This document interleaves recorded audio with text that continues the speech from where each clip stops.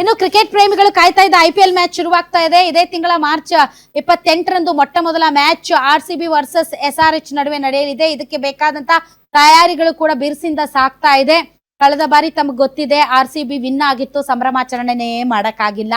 ಈ ಬಾರಿನೂ RCB ಗೆಲ್ಲಬೇಕು ಅನ್ನೋದು ಪ್ರತಿಯೊಬ್ಬರ ಮನಸ್ಸಿನಲ್ಲಿ ಇರುವಂತಹ ಅತಿ ದೊಡ್ಡ ಬೇಡಿಕೆ. ಈ ಸರಿ ವಿನ್ ಆದ್ಮೇಲೆ ನಾವು ಈ ಹಿಂದೆ ಮಾಡಿದಂತ ಎಡವಟ್ಟುಗಳನ್ನ ಮಾಡದೆ ತುಂಬಾ ಚೆನ್ನಾಗಿ ಸಂಭ್ರಮಾಚರಣೆಯನ್ನ ಮಾಡಬಹುದು. ಆದ್ರೆ ಈ ಬಾರಿ ಅದಕ್ಕೆ ಬೇಕಾದಂತಹ ಸಿದ್ಧತೆಗಳು ಮತ್ತು ಮಾಕ್ ಡ್ರಿಲ್ ಎಲ್ಲ ಪೊಲೀಸರು ಮಾಡಿದ್ದಾರೆ.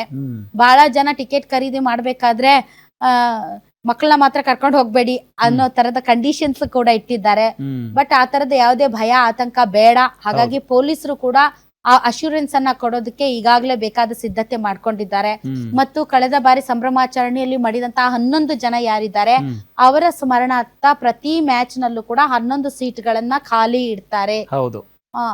ಅದೊಂದು ಸ್ಮಾರಕ ಕೂಡ ಮಾಡಿದ್ದಾರೆ.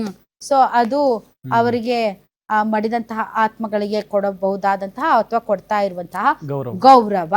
ಸೊ IPL ಹಬ್ಬ ಶುರುವಾಗ್ತಾ ಇದೆ. ಇನ್ನ ಎಲ್ಲರಿಗೂ ಖುಷಿನೋ ಖುಷಿ.